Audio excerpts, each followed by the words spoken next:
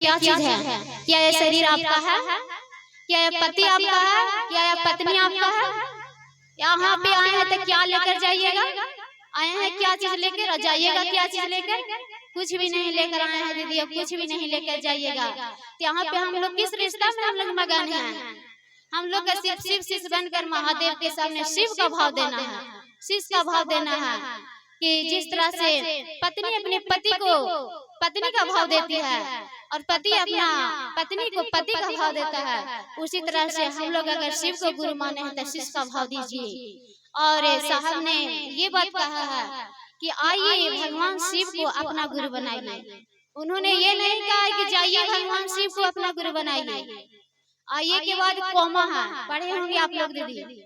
आइए के बाद कोमा है, मन आइए मन ठहरना है, रुकना है और समझना है और मानना है हमको कि आइए भगवान शिव को अपना गुरु बनाइए। उन्होंने ये नहीं कहा कि शिव को गुरु बनाइए, उनको अपना बनाने के लिए बात की है। आज तक किसी ने नहीं कहा था अपना, हमार और अपन, ये तीन शब्द, मेरा, ये तीन चार शब्द पर बहुत जोर दिया जाता है दीदी। अगर अपना कोई भी रिलेशन है तो उसके लिए आदमी जान प्राण दे देता है कि ये मेरा है, कुछ भी हो जाएगा ये मेरा है। इसीलिए साहब ने कहा कि जिस भगवान को हम भगवान के रूप में पूज रहे हैं, जिस शिव को हम सिर्फ मंदिर में स्थापित है, वही शिव को अपने दिल में स्थापित करिए। जिस घंटे की ध्वनि सिर्फ मंदिर तक ही बज रही है, वही घंटे की ध्वनि हर दिलों में बजे। उन्होंने जिस शिव को सिर्फ शिवालय तक स्थापित था, उन्होंने सिर्फ शौचालय तक लाकर स्थापित किया है। साहबा दीदी के कारण ही आज शिव शिष्टा के बगिया के मालिक कौन है? साहब श्री स्वयं शिव शिष्टा के बॉस कौन है? साहब और दीदी। तो उनके बात पर हम लोग अडिग रहे। उन्होंने कहा खुद शिव का शिष्य बनो और दूसरों को बनाओ। तो हम लोग तो अपने आप में मगन है, हम भी नहीं चर्चा में चल पाते। हम भी महादेव से क्षमा की याचना करती हूँ कि महादेव के और ज्यादा नहीं चल पाती हूँ, लेकिन गांव में तो करती हूँ। तो हम लोग का जितना भर प्रयास रहे, जितना भर ज्ञान मिला है महादेव से, उतना ही भर आप किसी को बांटने का प्रयास करिए। और महादेव से इतना जरूर कहिए कि हे महादेव आप मेरा अपना हो जाइए, मैं आपका हो जाऊं। जिस दिन सच में महादेव अगर अपना हो जाएंगे तो इस धरती पर महादेव के अलावा और कुछ नहीं अपना लगेगा, न पति, न बेटा, न धन, न दौलत, कुछ भी नहीं। आज साहब ने कहा है कि आप अपना बेटा के लिए अगर तबीयत खराब होता है तो रातों रात जगकर बेटा के सिरहाने, खाटी के सिरहाने बैठकर दिन भर रात भर बिता देते हैं और उसके लिए तनिक भी एहसान नहीं करते हैं कि हम बेटा के लिए जागे हैं। अगर पति रात में आधी रात को आए तो पत्नी उठकर खाना देती है, इसके लिए तनिक भी एहसान नहीं करते कि हम पति को खाना दे रहे हैं, क्योंकि मेरा पति है। हम नहीं परवाह करेंगे तो कौन करेगा? मेरा बेटा है, हम नहीं परवाह करेंगे तो कौन करेगा? इसी तरह से महादेव की परवाह करिए ना कि मेरा महादेव है, हम नहीं परवाह करेंगे तो कौन करेगा? अगर हम किसी के साथ में, बेटा के साथ में अगर बाजार में गए हैं तो अगर कोई पूछता है कि ये कौन है तो हम लोग गर्व से कहते हैं कि ये मेरा बेटा है। इसी तरह से अगर महादेव के बारे में कोई पूछे कि महादेव कौन है तो गर्व से कहिए कि महादेव मेरा है।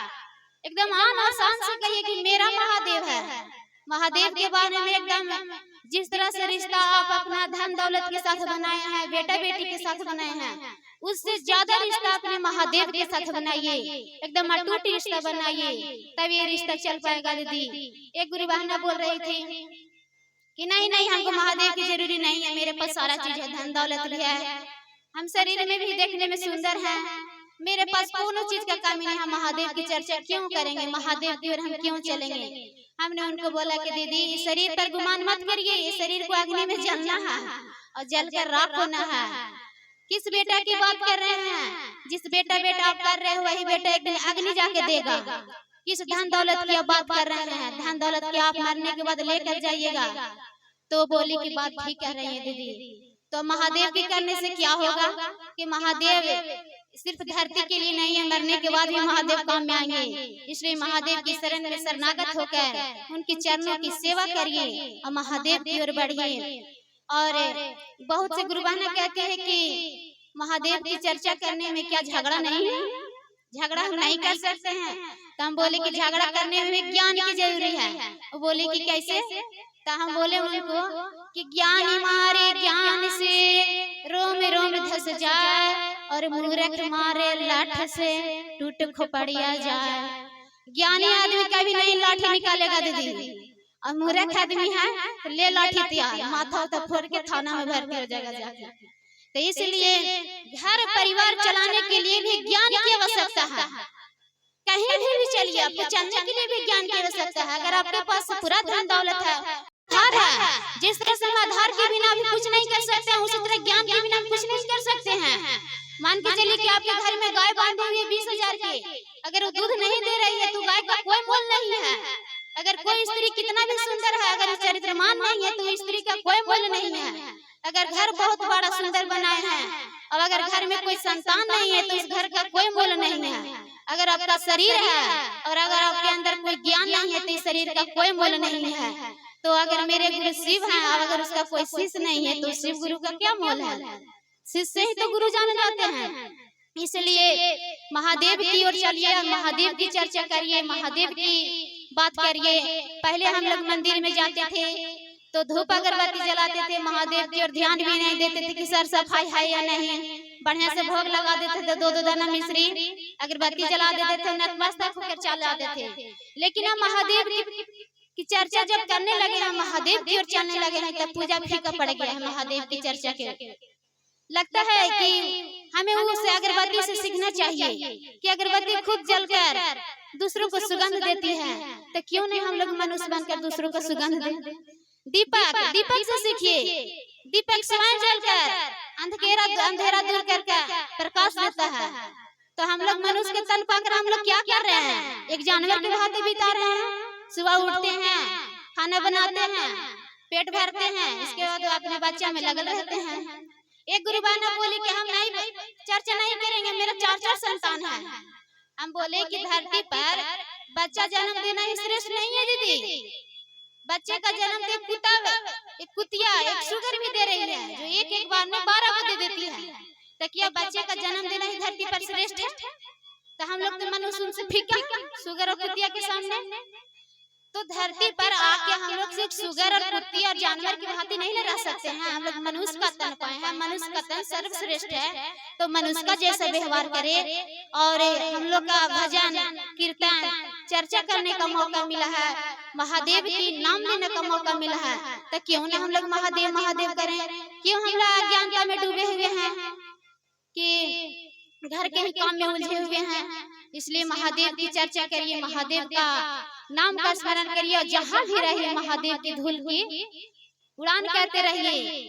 और एक गुरु बहना कह रही थी कि चर्चा में जैसे कि जाने से हमको कुछ फायदा नहीं हो रहा है। साहब के पास उन्होंने गई तो बोली कि साहब हम 15 साल से महादेव की चर्चा कर रहे हैं, हमको कुछ फायदा नहीं हो रहा है। मन करता है कि महादेव की चर्चा छोड़ दे, मन करता है कि महादेव की ओर न चले। साहब ने बहुत बढ़िया उनको जवाब दिया, कहे कि और भी तो आपके कोई रिश्ता होंगे, पति बेटा रिलेशन और भी कोई होंगे, तुम उनको छोड़ने की बात क्यों नहीं कहती हो और महादेव की बात छोड़ने के लिए बात कर रही हो?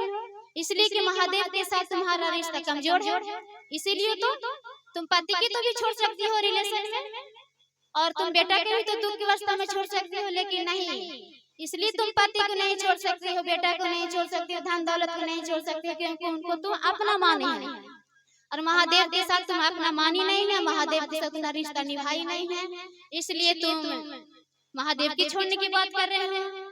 जिस पति को तुम रोज चरण दबाती हो वही पति तुम्हें लात से मारता है, क्या इसके लिए तुमको तनिक भी आसान नहीं हुआ?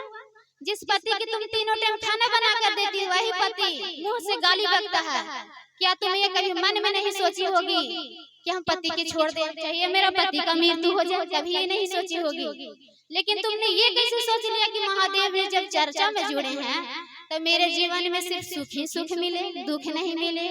क्या सिर्फ सुख की प्राप्ति के लिए महादेव की चर्चा कर रहे हैं? बताइए जरा।